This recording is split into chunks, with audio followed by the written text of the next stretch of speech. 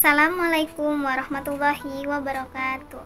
Perkenalkan, saya Salsya Bina Puspita Ayu dengan NIM 2130201122 dan rekan saya Sinta Aprilailia dengan NIM 2130201120 akan membahas tentang ciri-ciri makhluk hidup.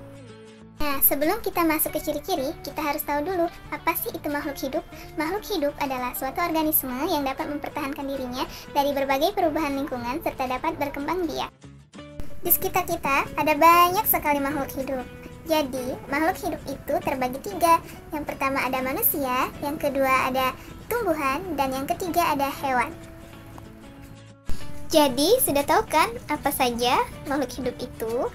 Sekarang kita memasuki ciri-cirinya. Adapun ciri-ciri yang dimiliki makhluk hidup, yang pertama adalah bergerak, dan yang kedua bernapas, yang ketiga mengalami pertumbuhan, yang keempat berkembang biak, yang kelima membutuhkan makanan dan minuman, serta yang keenam makhluk hidup itu peka terhadap rangsang. Ciri yang pertama yaitu bergerak. Manusia dan hewan bergerak dengan memindahkan tubuhnya. Manusia bergerak menggunakan kaki dan tangannya. Sementara pada hewan itu memiliki berbagai macam alat gerak, misalnya pada ikan bergerak menggunakan siripnya. Lalu pada burung bergerak menggunakan sayapnya. Nah, kalau pada tumbuhan, gerak itu cukup terbatas, hanya terjadi pada bagian tertentu. Ciri yang kedua itu bernafas. Manusia bernafas menggunakan paru-paru yang melalui hidung. Sedangkan pada tumbuhan itu bernafas dengan menggunakan stomata atau mulut daun dan lentisel. Ciri-ciri makhluk hidup yang ketiga yakni mengalami pertumbuhan. Pertumbuhan pada manusia dimulai dari balita hingga lansia. Pada tumbuhan, proses tumbuh dimulai dari bibit yang ditanam hingga akhirnya tumbuh dan berkembang menjadi pohon dan menjadi lebih besar.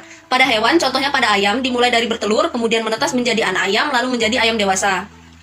Ciri-ciri makhluk hidup yang keempat adalah berkembang biak. Manusia berkembang biak agar mereka dapat mendapatkan keturunan dan membentuk suatu keluarga.